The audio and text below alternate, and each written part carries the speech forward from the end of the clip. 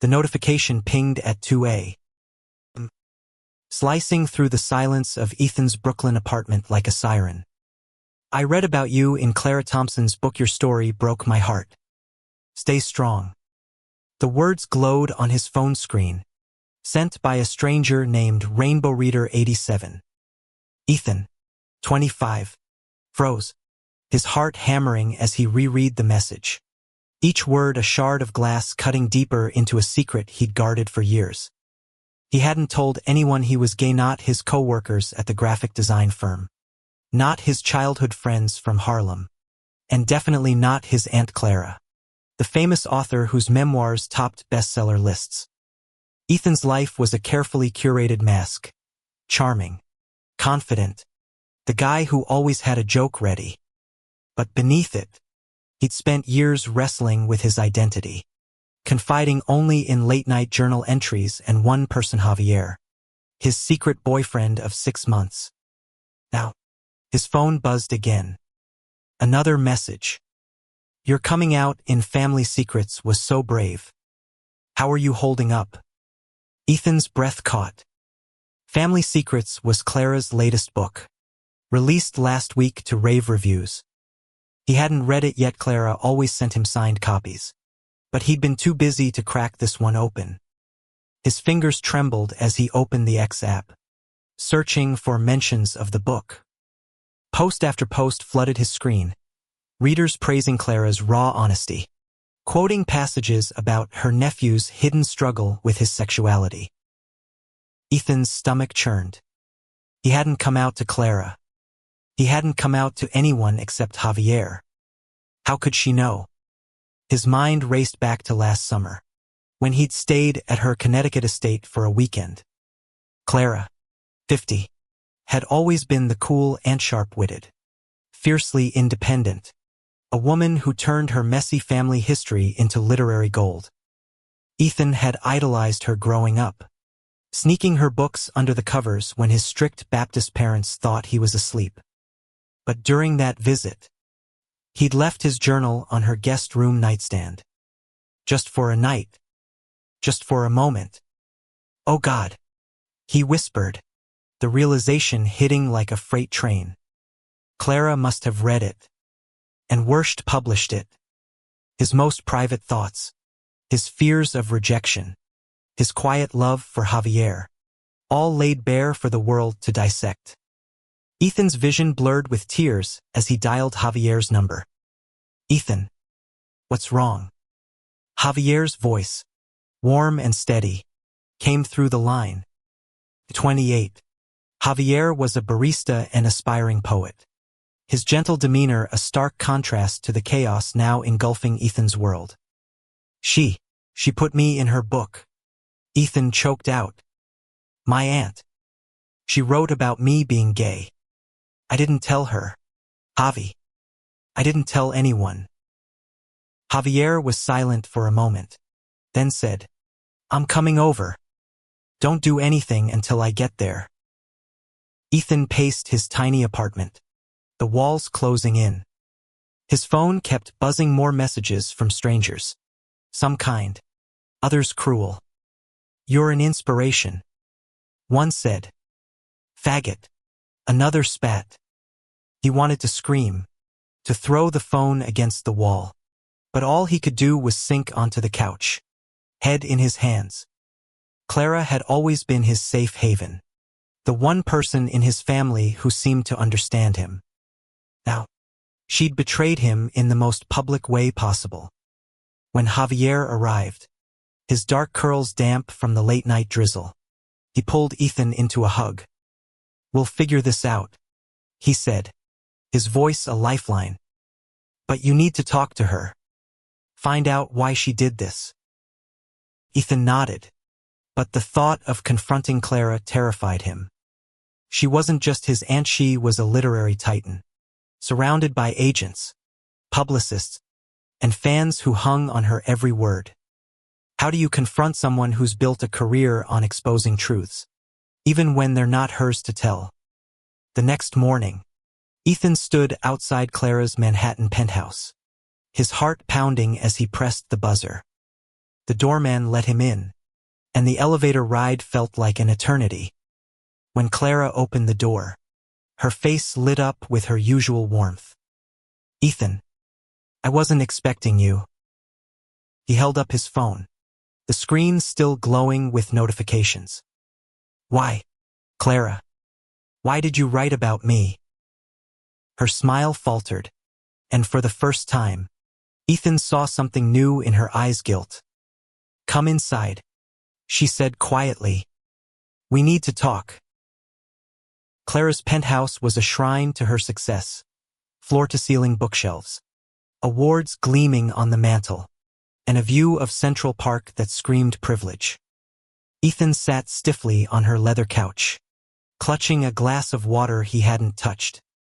Clara sat across from him, her silver hair pulled back, her eyes searching his face.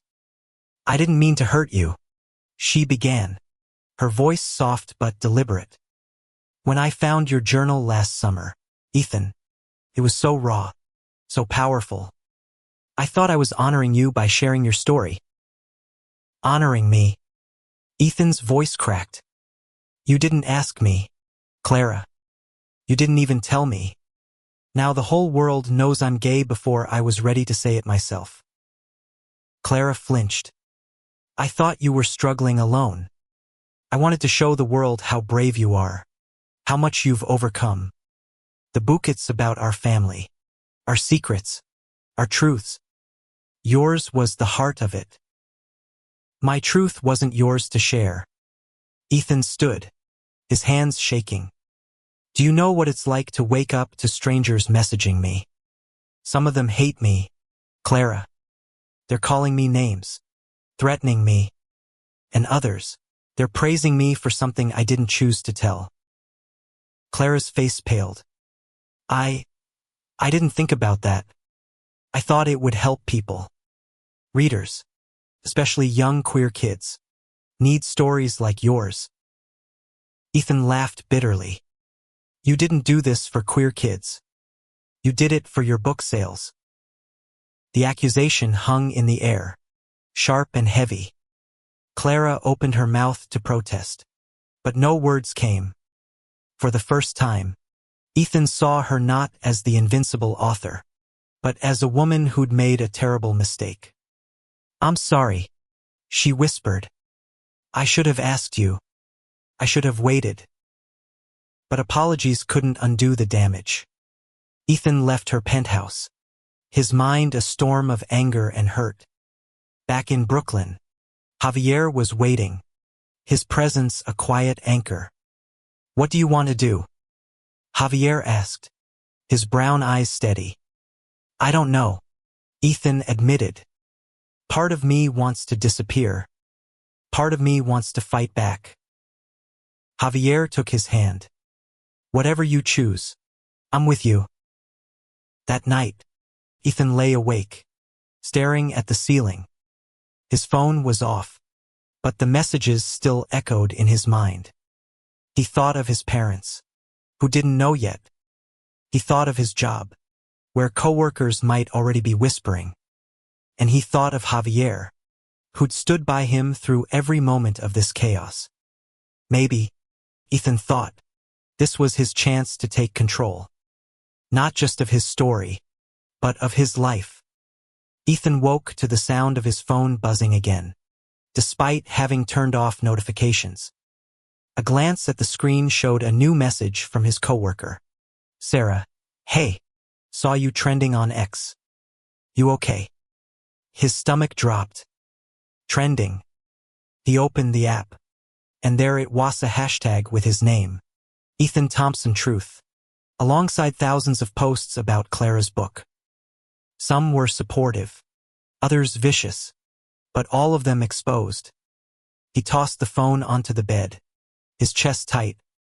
25. Ethan had built a life where he controlled what people saw, the talented designer, the easygoing friend, the son who never rocked the boat. Now, that control was gone, stripped away by his aunt's words. Javier stirred beside him, rubbing sleep from his eyes. "You didn't sleep, did you?" he asked, his voice soft with concern. How could I? Ethan muttered. My life's a public spectacle now. Javier sat up, his hand finding Ethan's. You're not a spectacle. You're you. And we'll get through this. Ethan wanted to believe him, but the weight of the world's eyes was suffocating. He thought of his parents, devout Baptists who'd raised him in Harlem with strict rules and stricter expectations. They hadn't spoken since he'd moved out at 18, chasing freedom in Brooklyn. Would they see the book? Would they call? The thought made his skin crawl. I need to do something, Ethan said, standing abruptly. I can't just sit here. Javier nodded. What's the plan? I'm going to the bookstore. I need to see the book for myself. An hour later, Ethan stood in the biography section of a crowded Manhattan bookstore, Clara's Family Secrets in his hands. The cover was striking bold red letters against a black and white photo of their family. Ethan's teenage self barely recognizable in the background. He flipped to the chapter titled The Hidden Heart, his pulse racing as he read. Clara's words were lyrical, almost poetic, describing his struggle with identity, his fear of rejection, his secret love for a man she called E's muse. She'd changed Javier's name, but every detail was painfully accurate, stolen from Ethan's journal. The betrayal stung anew, but what hurt more was how right she was. She'd captured his loneliness, his quiet moments of self-doubt, in a way that made him feel seen. And that made it worse. A voice interrupted his thoughts. You're him, aren't you? A young woman, maybe 19, stood nearby, clutching a copy of the book. Her eyes were wide, hopeful. I'm Mia. I read about you. It helped me. I'm queer too, and my family doesn't know. Ethan froze, unsure how to respond. Part of him wanted to snap, to tell her this wasn't his choice. But her earnestness stopped him. I'm glad it helped, he managed, his voice tight. But I didn't know she was going to write this. Mia's face fell. That's awful. I'm so sorry. He nodded, escaping to the checkout counter. Back at his apartment, he showed Javier the book. She didn't just write about me, Ethan said, his voice shaking. She made me the hero of her story, like I'm some kind of martyr. Javier flipped through the pages, his jaw tight. This is messed up.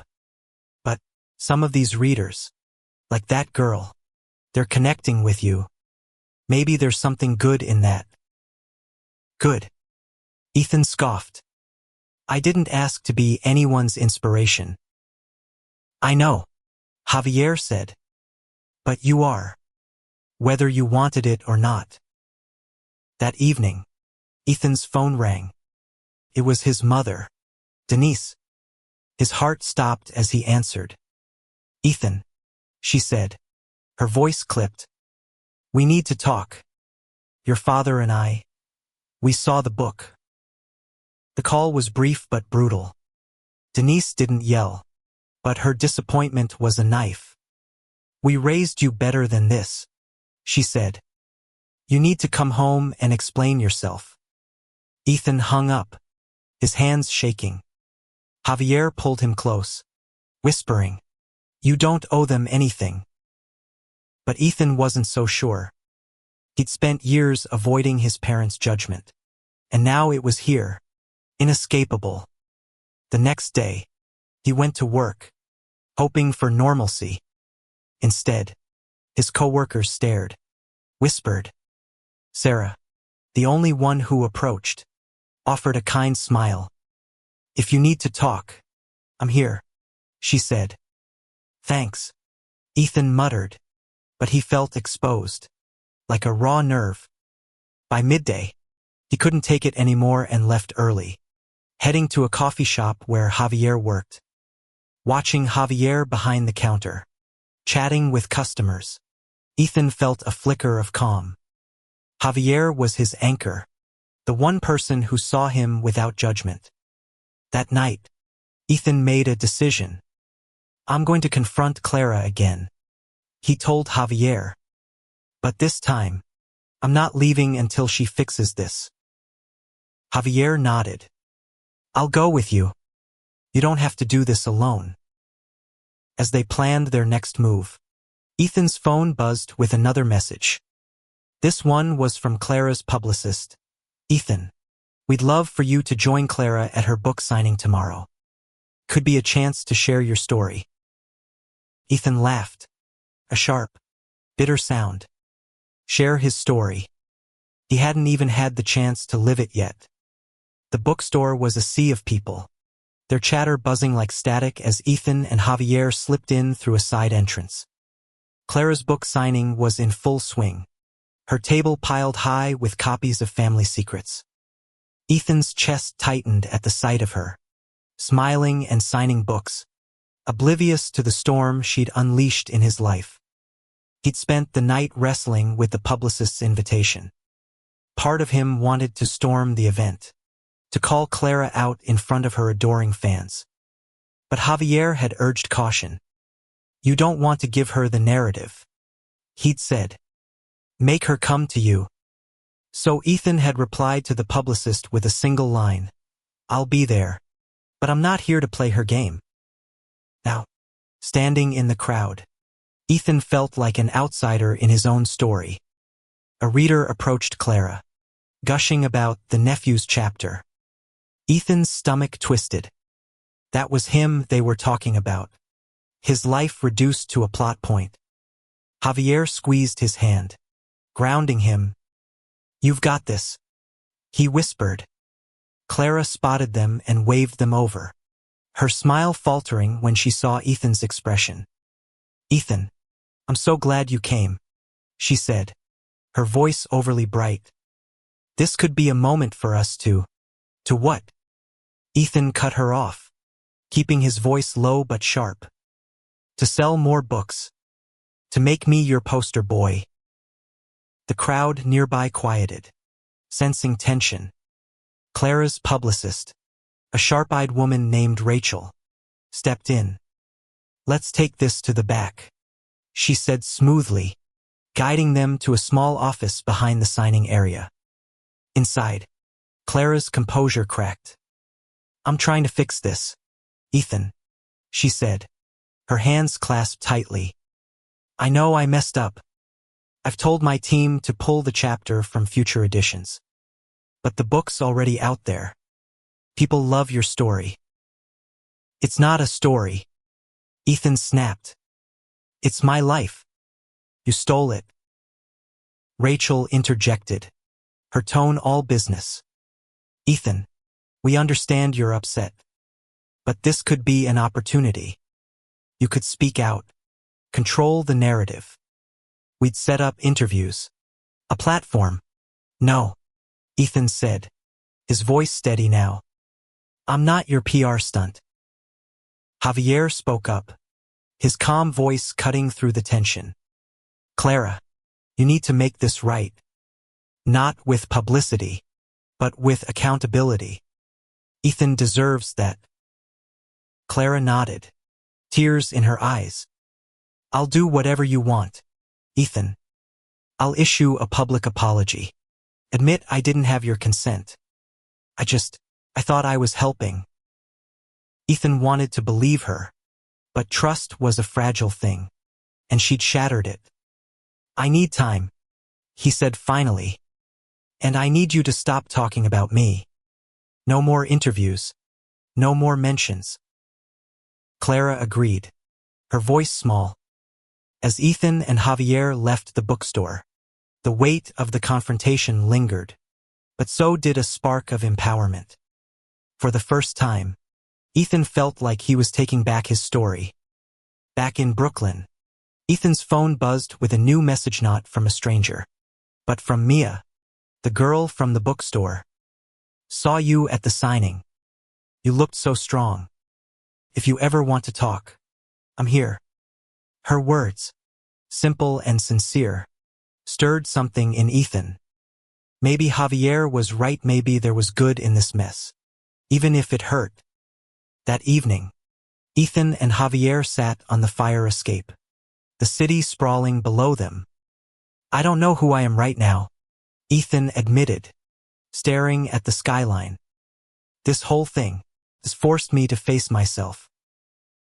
Javier leaned closer, his shoulder brushing Ethan's. You're still you. The world knowing doesn't change that. Ethan smiled, a small, tentative thing. I want to tell my parents. On my terms. Before they hear it from someone else. Javier's eyes softened. I'll be there. Every step. The next day, Ethan called his parents, arranging to meet at their Harlem brownstone.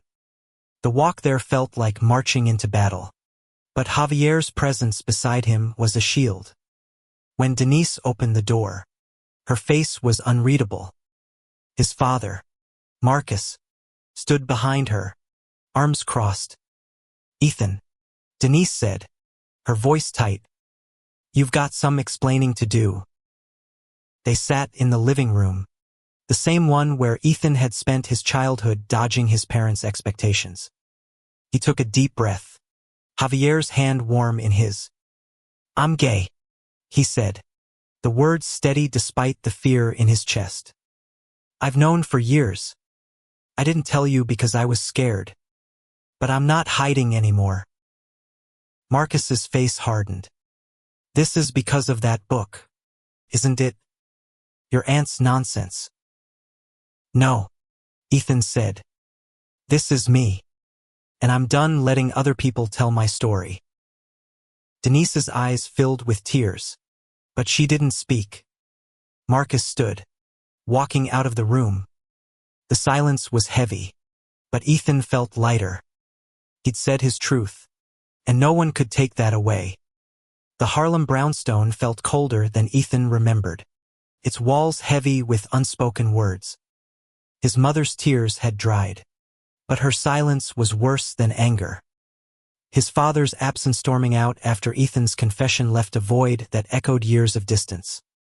Javier sat beside him, a quiet pillar, but even his warmth couldn't thaw the chill in the room. Mom, Ethan said, his voice softer now. I know this is hard, but I need you to hear me. I'm still your son. Denise looked at him, her eyes searching. I don't understand, Ethan. We raised you in the church. This is not what we taught you. It's not about what you taught me, Ethan said. It's about who I am. I spent years hiding, scared you'd love me less. I can't do that anymore.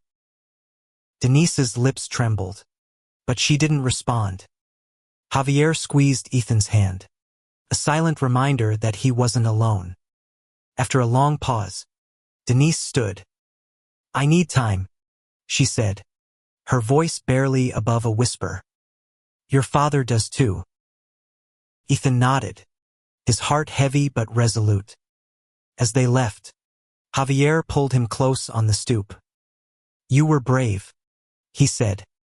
That's what matters. Back in Brooklyn, Ethan's phone was a minefield of notifications. The hashtag #EthanThompsonTruth was still trending, with thousands of posts, some from queer youth thanking him, others from trolls spewing hate. One message stood out, from a user named BookLoverNYC. Clara Thompson just posted an apology on X. Check it out. Ethan opened the app. Clara's post was pinned at the top of her profile. I made a grave mistake in sharing my nephew's story without his consent. I'm deeply sorry for the pain I've caused. His truth is his to tell, and I'll respect that moving forward. The apology was a start, but it didn't erase the damage. Ethan's life was still public, his privacy shattered. Yet, as he scrolled through the replies, he saw messages of support not just for Clara, but for him. Strangers shared their own stories of coming out, of family struggles, of finding love. It was overwhelming, but it stirred something in Ethan. I don't know how to feel about this, he told Javier, showing him the post. Part of me hates her. Part of me sees what she was trying to do. Javier nodded. She messed up. Big time. But maybe this is your chance to take the narrative back. Not for her, but for you. The idea lingered as Ethan went to work the next day. His coworkers were kinder now, the whispers replaced by tentative support. Sarah, his closest work friend, pulled him aside. I read the book, she admitted. I had no idea what you were going through. If you need anything, I'm here. Her words were a small balm, but they reminded Ethan of the power his story held. That evening, he sat down with his laptop, staring at a blank screen.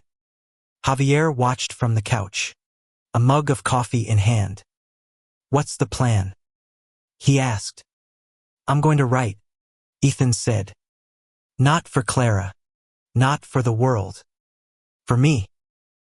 He started typing, pouring out his thoughts, his anger at Clara, his fear of his parents' rejection, his love for Javier.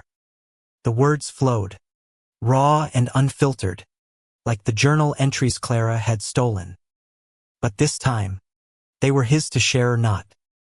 By midnight, he had a draft, a blog post titled My Truth, My Terms. He didn't publish it.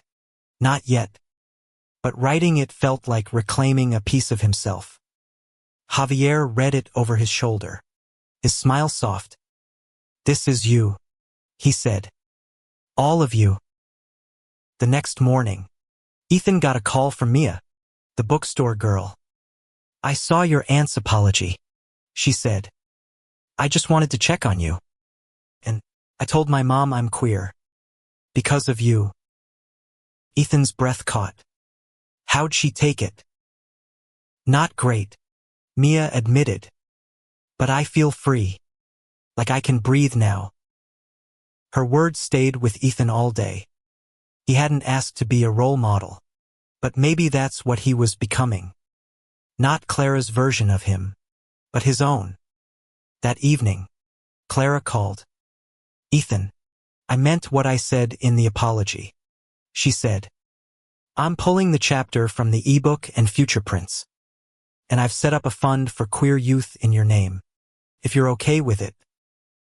Ethan was silent for a moment.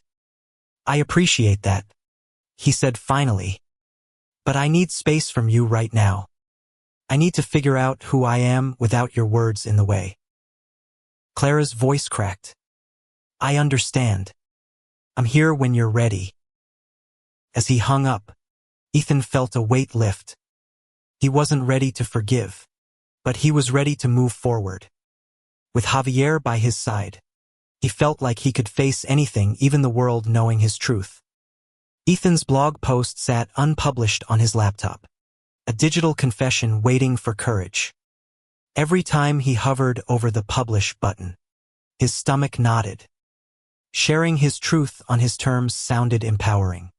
But the reality exposing himself to more scrutiny, more judgment was terrifying.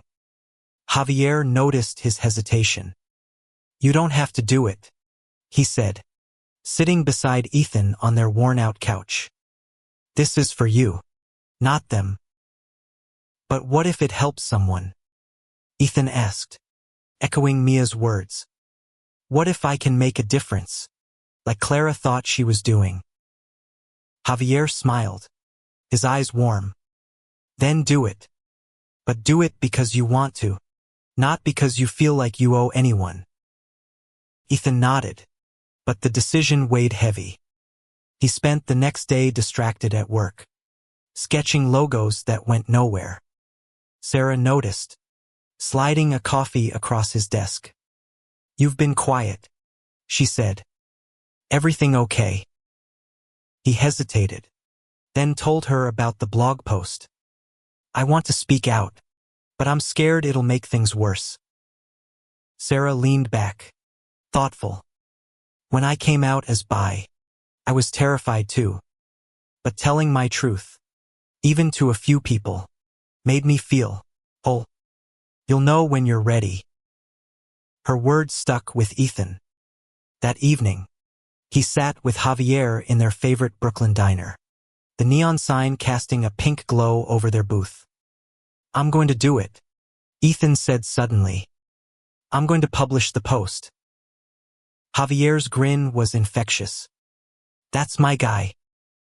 Back home, Ethan hit publish before he could overthink it. The post went live on a small blog he'd started years ago for design tips, now repurposed for something far more personal. Titled My Truth, My Terms. It detailed his journey, his anger at Clara, his fear of his parents' rejection, his love for Javier, and his resolve to live authentically. Within hours, the post spread. Friends shared it on X, and strangers picked it up. Comments poured in, most supportive, some not.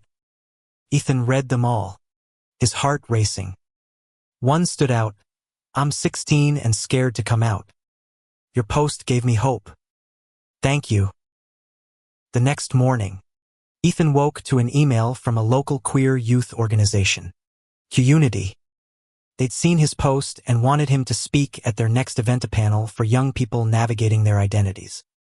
Ethan stared at the invitation, torn. Speaking publicly was a leap he hadn't planned for. What do you think? He asked Javier, showing him the email. I think you'd be amazing, Javier said. You've got a voice, Ethan. People are listening. Ethan agreed to the panel, though nerves gnawed at him. The event was in a community center in the Bronx, a low-key space filled with folding chairs and hopeful faces. Mia was there, waving shyly from the front row. The other panelists, a trans teen named Alex and a non-binary activist named Riley, welcomed Ethan warmly. When it was his turn to speak, Ethan's voice shook at first. I didn't choose to have my story told, he said, gripping the mic. My aunt published it without my permission. But I'm here because I'm taking it back. Being gay isn't my whole story, but it's part of who I am. And I'm done hiding. The room erupted in applause, and Ethan felt a rush of relief. After the panel, Mia approached, her eyes bright. You were incredible, she said. I told my dad yesterday. He's trying to understand. Ethan smiled, his heart full. That's a start. Keep going. Back home, Javier pulled him into a hug. I'm so proud of you, he said. You're becoming someone's hero. But not everyone was cheering. Ethan's phone rang that night. His father, Marcus. I saw your post, he said, his voice gruff. You're making a spectacle of yourself. This isn't what we raised you for. Ethan's chest tightened, but he held firm. I'm not doing this for you, Dad. I'm doing it for me. Marcus hung up without another word. Ethan stared at the phone, hurt but not surprised. Javier wrapped an arm around him. He'll come around. Or he won't. But you're enough. The next day, Clara reached out again, asking to meet. Ethan agreed, but only on neutral ground, a coffee shop in Manhattan. When they sat down, Clara looked older. Her confidence dimmed. I've been reading your blog, she said. You're a better writer than I'll ever be. Ethan didn't smile. I'm not writing for praise. I'm writing to be free. Clara nodded. I'm stepping back from the spotlight for a while. I need to rethink how I tell stories. And I want to make this right with you. Ethan didn't have an answer yet. But as he left the coffee shop, he felt a shift. His story was his now, and no one could take that away. Ethan's blog post had taken on a life of its own, shared across platforms and discussed in group chats he'd never heard of. 25. He was no longer just Clara's nephew or the guy from Harlem who made it out was a voice, a symbol, a beacon for strangers who saw themselves in his words. The weight of it was both exhilarating and crushing. He sat in his apartment, scrolling through comments on his post. Some were from queer teens, thanking him for his courage. Others were from older readers, sharing stories of living in the closet for decades. But there were darker ones, toot rolls calling him a fraud, a sellout, or worse. Ethan tried to focus on the positive, but the hate lingered like a bruise. Javier, ever the poet, noticed the shift in Ethan's mood. "You're carrying too much," he said, setting a cup of tea in front of him. "You don't have to read every comment." "I know," Ethan said, rubbing his eyes. "But I feel like I owe them something. All these people reaching out, they expect me to have answers." "You don't owe anyone anything," Javier said firmly. "You're not a guru. You're just Ethan." That simple truth grounded him, but the pressure didn't fade.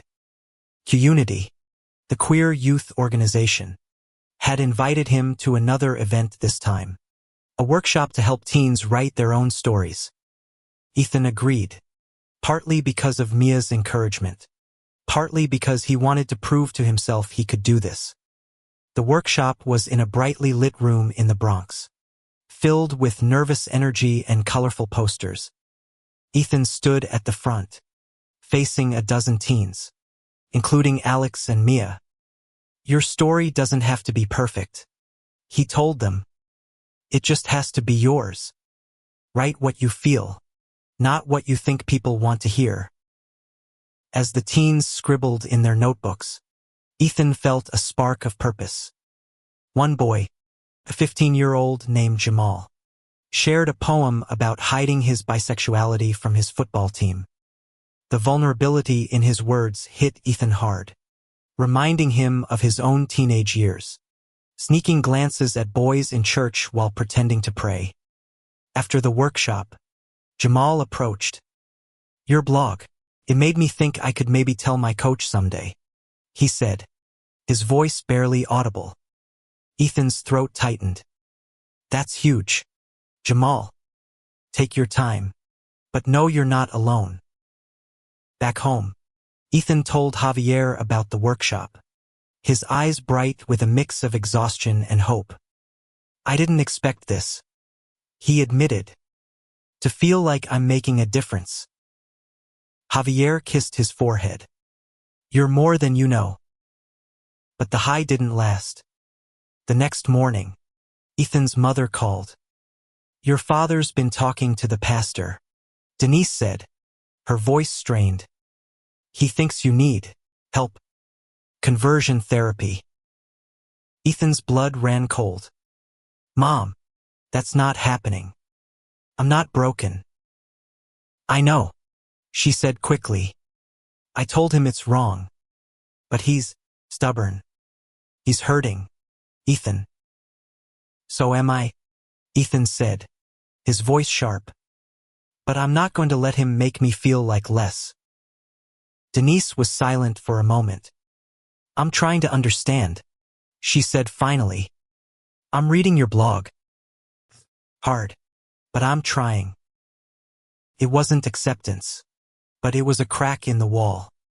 Ethan hung up, his heart heavy but hopeful. He told Javier, who pulled him into a hug. "She's coming around," Javier said. "Slowly, but she is."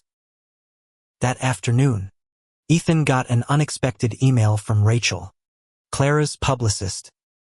"Clara's hosting a private dinner to make amends. She'd like you and Javier to come. No press, no agenda, just family." Ethan was skeptical, but Javier convinced him to go. "If it's a trap, we walk out," Javier said. "But maybe she's really trying." The dinner was at Clara's Connecticut estate, a sprawling house that felt more like a museum than a home. The table was set for 4: Clara, her partner Ellen, Ethan, And Javier. Clara was nervous. Her usual charisma replaced by quiet sincerity. I've been thinking about what you said, she told Ethan. About taking back your story. I want to support that, however you choose. Ellen, a soft-spoken woman in her 60s, chimed in. Clara's been a mess since this started. She knows she messed up. Ethan studied Clara, searching for manipulation. But all he saw was regret. I don't know if I can trust you again, he said honestly. But I'm here. That's a start. Clara nodded, tears in her eyes. That's more than I deserve. As they ate, the conversation shifted to lighter topics. Javier's poetry, Ethan's design work. For a moment, felt like family. But Ethan knew trust would take time. The dinner at Clara's lingered in Ethan's mind, a fragile bridge between betrayal and healing. He wanted to believe her regret was real, but trust was a jagged wound, slow to mend. Back in Brooklyn, he threw himself into work and the community workshops, finding solace in helping others find their voices. The workshops became a weekly ritual. Each session brought new faces, teens like Jamal, grappling with their identities in a world that often felt hostile. Ethan's role evolved from guest speaker to co-facilitator, alongside Alex and Riley. He wasn't a therapist or a guru, but his honesty resonated. You don't have to have it all figured out, he told a shy 14-year-old named Taylor. Just keep asking yourself who you are. Taylor's eyes lit up, and Ethan saw a flicker of himself in them, the kid who'd hidden his truth for years. After the session, Mia pulled him aside. You're really good at this, she said. Have you thought about doing it full-time? The idea caught Ethan off guard. He loved his design job, but the workshops gave him something his sketches couldn't, a sense of purpose. Maybe, he said, smiling. We'll see. At home, Javier was working on a new poem, his notebook filled with scribbled lines. Ethan peeked over his shoulder, catching phrases about love and resilience. Is this about us? He teased. Javier grinned. Maybe. You're my muse, after all. The light moment was interrupted by a knock at the door. It was Sarah, holding a bottle of wine and a worried expression. I saw your dad at the grocery store, she said, stepping inside. He was asking about you. Said he wants to talk. Ethan's stomach twisted. Marcus hadn't reached out since their last call, and the mention of conversion therapy still stung. What did he say? Not much, Sarah admitted. Just that he's been thinking about you. He looked sad. Ethan didn't know what to make of it. Part of him wanted to ignore his father, to let the distance grow. But another part, the kid who'd once idolized Marcus's strength, wanted answers. The next day, Ethan called his father.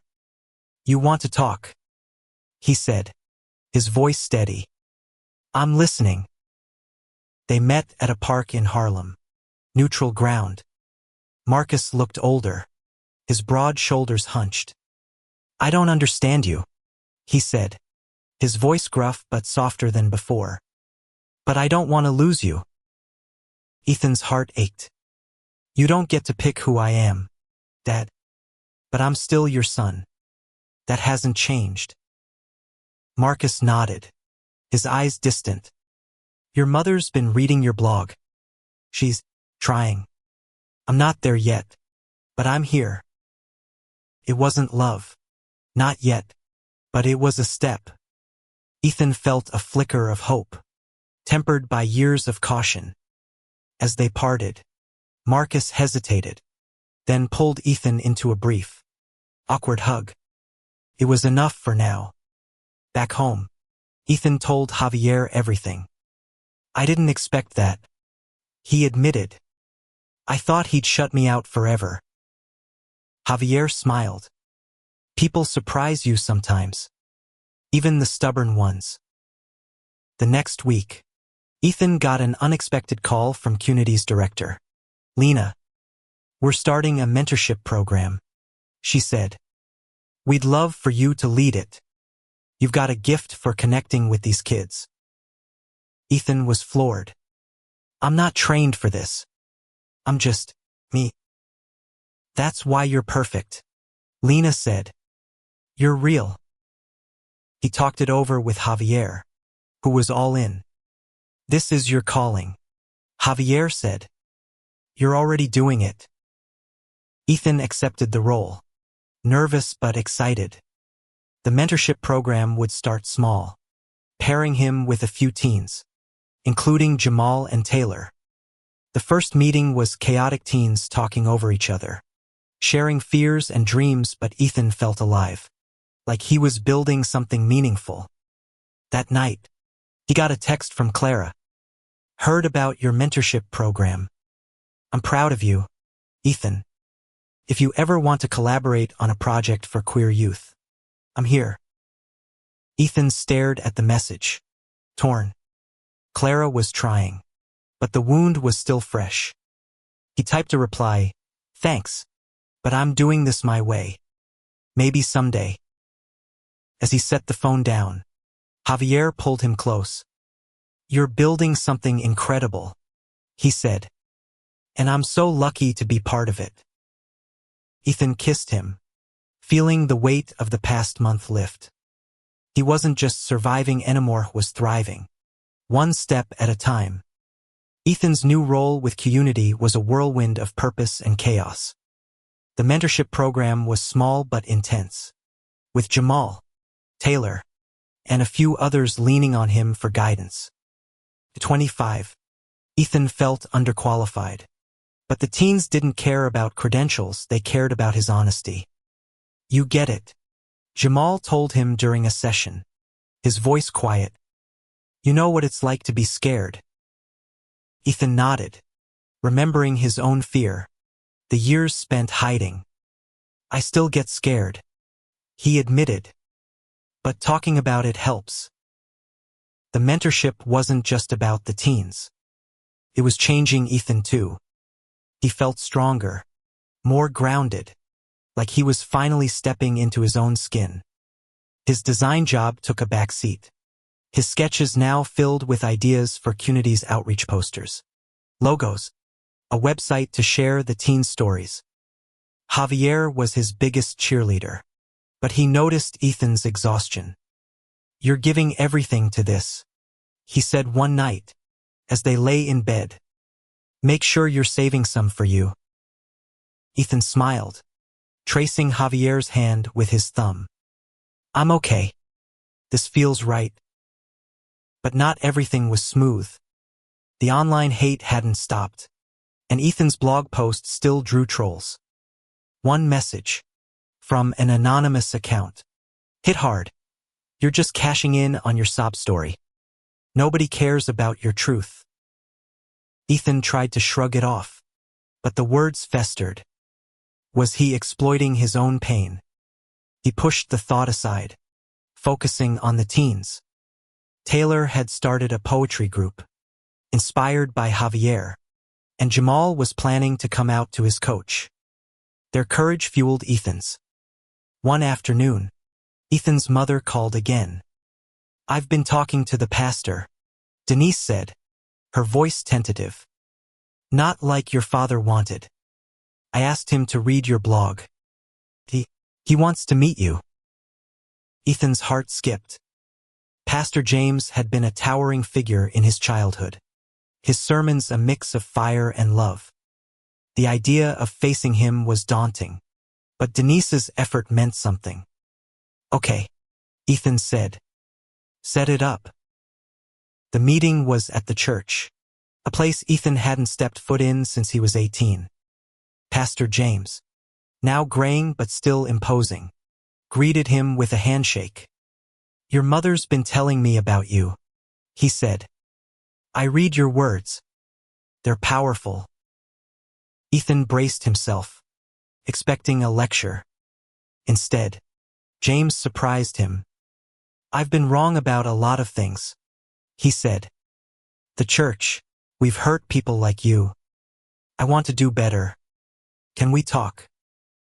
They talked for hours, not just about Ethan's identity but about faith, family, and forgiveness. It wasn't a full reconciliation. James still had his beliefs, but it was a dialogue. A crack in the wall Ethan hadn't expected. When Ethan told Javier, his boyfriend's eyes lit up. "That's huge," he said. "Not just for you, but for them." The next day, Ethan got an email from a literary agent, sparked by his blog. "Your voice is unique," the agent wrote. "Have you considered writing a memoir?" Ethan laughed, showing Javier the email. "Me? A memoir? I'm not Clara." "Maybe not," Javier said, grinning. "But you're Ethan Thompson. That's enough." The idea planted a seed. Ethan wasn't ready to write a book, but he started journaling again, not for Clara or the world, but for himself. Each entry felt like a step toward healing, a way to process the chaos of the past months. Clara reached out again, this time with a concrete offer: funding for CUNY's mentorship program. "No strings," she wrote. "I just want to support what you're doing." Ethan discussed it with Lena, CUNY's director. "It's your call," she said. "Her money could help a lot of kids, but it's got to feel right to you." After a long talk with Javier, Ethan agreed to accept the funds, but with conditions: no publicity tied to Clara, no mention of her in CUNY's materials. "This isn't about her," Ethan told Lena. "It's about the kids." The decision felt like a victory, a way to turn Clara's mistake into something good. As Ethan prepared for the next workshop, he felt a shift. He wasn't just reacting to the world anymore, was shaping it. One teen, one story, at a time. That night, Javier read him a new poem, one about a man finding his voice in a storm. Ethan listened, tears in his eyes, knowing the poem was for him. Ethan's life had become a balancing act, mentoring teens, navigating his parents' slow thaw, and carving out space for himself and Javier. The CUNY mentorship program was growing, with new teens joining each week. Ethan found himself not just guiding them but learning from their resilience. Jamal came out to his coach, who surprised him with support. Taylor's poetry group was gaining traction, their words shared on a new CUNY website Ethan had designed. But the spotlight wasn't always kind. A local news outlet picked up Ethan's story, framing him as Clara Thompson's nephew turned activist. The article was well-meaning but reductive, tying his work to Clara's book. Ethan gritted his teeth, frustrated at being defined by her shadow. Javier noticed his tension. "You're doing this for you and the kids," he said, cooking dinner in their tiny kitchen. "Not for some headline." Ethan nodded, stirring the pasta.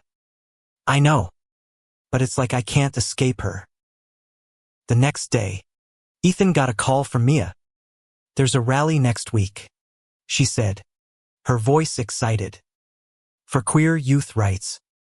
CUNY's involved, and they want you to speak." Ethan hesitated. Speaking at a workshop was one thing. A rally, with cameras and crowds, was another. But Mia's enthusiasm was infectious.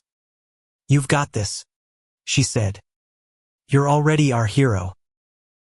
The rally was in Central Park, a sea of rainbow flags and hopeful faces.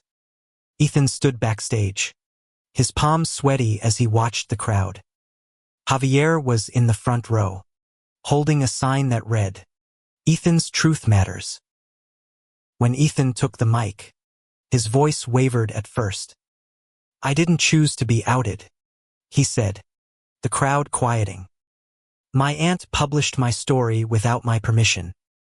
But I'm here because I'm taking it back."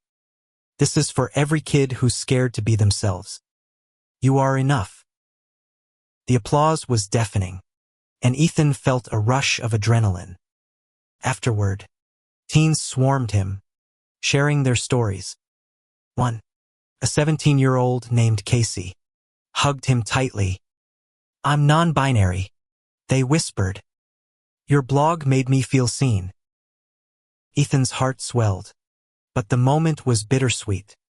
As he left the stage, he saw Clara in the crowd, clapping with tears in her eyes. She approached, hesitant. "I'm so proud of you," she said. "I didn't come to intrude. I just had to see this." Ethan's instinct was to push her away, but something stopped him. "Thanks for coming," he said, his voice guarded but softer. "But this isn't about you." Clara nodded. "I know. It's about them. And you." That evening, Ethan and Javier celebrated at their diner, sharing fries and dreams. "I think I want to write that memoir," Ethan said suddenly. "Not for fame, but to tell my story right." Javier's eyes lit up. "I'll be your first reader." The next week, Ethan's mother visited his apartment first. Denise looked nervous, clutching a copy of his blog post she'd printed out. "I've been reading," she said. "I don't understand everything, but I see you. I see how much you love Javier." Ethan's throat tightened. "Does Dad know you're here?" She shook her head. "He's not ready, but I am." They talked for hours, not fixing everything but building something new. When Denise left, she hugged Ethan tightly, a gesture that felt like a promise. The mentorship program kept growing, and Ethan's blog became a platform for other queer voices. He started working with the literary agent, outlining a memoir that would weave his story with those of the teens he mentored. It wasn't about Clara and Maria, it was about Ethan, Jamal, Taylor, Casey, and countless others. One night, Javier proposed a crazy idea. "Let's get married," he said, half joking, half serious. "Not now, but someday. You and me. Forever." Ethan laughed, his heart full. "You're stuck with me either way." As they fell asleep, Ethan felt a peace he hadn't known before. His story wasn't just his Anna Maria, it was a beacon, a bridge, a promise to those still finding their way. A year had passed since Clara's book turned Ethan's world upside down. At 26, he was no longer the scared 25-year-old who'd woken to strangers' messages. His mentorship program with Community was thriving, with a waiting list of teens eager to join. His blog had grown into a platform, featuring stories from Jamal, Taylor, Casey, and others. And his memoir, still in progress, was shaping up to be something honest, a testament to his journey and the kids who'd inspired him. But healing wasn't linear. Some days, Ethan still felt the sting of Clara's betrayal, the weight of public scrutiny. The hate mail had slowed, but it never stopped entirely. Yet the support outweighed it. Letters from queer youth, parents, even pastors, thanking him for his courage. His relationship with his parents was a work in progress. Denise visited regularly, her acceptance growing with each conversation. Marcus was slower, but he'd started texting Ethan short, awkward messages about basketball or work. It wasn't love yet, but it was effort, and Ethan held onto that. Clara had kept her promise, staying out of the spotlight and funneling her resources into Community anonymously. She'd asked to meet once more, and Ethan, after much debate, agreed. They met at a quiet cafe in Brooklyn, just the two of them. "I've been reading your blog," Clara said, her voice soft. "And the stories from your kids. You're doing what I always wanted to, making a real difference." Ethan studied her, searching for the aunt he'd once idolized. "I'm still angry," he admitted, "but I'm trying to let it go. For me, not you." Clara nodded, tears in her eyes. "That's fair. I'll keep earning your trust, however long it takes." They parted with a tentative hug, a fragile step toward reconciliation. Ethan didn't know if they'd ever be close again, but he was open to trying. The turning point came at CUNY's first annual gala, a fundraiser Ethan had helped organize. The community center was packed with teens, families, and allies, the air buzzing with hope. Ethan stood on stage, Javier by his side, introducing the mentorship program's first graduates, Jamal, Taylor, and Casey among them. "When my story was taken from me," Ethan said, his voice steady, "I thought I'd lost myself. But these kids, this community, gave me back my voice.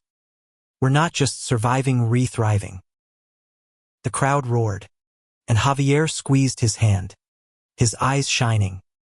After the gala, Mia approached, now a confident 20-year-old. "I'm starting college next month," she said, "and I'm out to my whole family. Because of you." Ethan hugged her, his heart full. "You did that yourself, Mia." That night, Ethan and Javier walked home through Brooklyn, the city alive around them. "I'm ready," Ethan said suddenly, "for that someday you talked about." Javier stopped, his grin wide. "You mean it?" "Yeah," Ethan said, pulling him close. "Let's get married." They planned a small wedding, just family and close friends. Denise helped with the planning, her smile brighter each day. Marcus showed up, stiff but present, and when he shook Javier's hand, Ethan saw a flicker of acceptance. As Ethan stood at the altar, Javier across from him, he felt every piece of his journey, the pain, the betrayal, the growth fall into place. His story wasn't just about being outed. It was about finding love, building community, and choosing to live authentically. When they kissed, the room erupted in cheers. Ethan looked out at the crowd, his parents, Clara, Ellen, Sarah, Mia, Jamal, Taylor, Casey, and knew he'd found his family, not just in blood but in heart. His story wasn't over. It was just beginning. Thank you for listening. If you find it interesting, please like and subscribe to follow the next stories.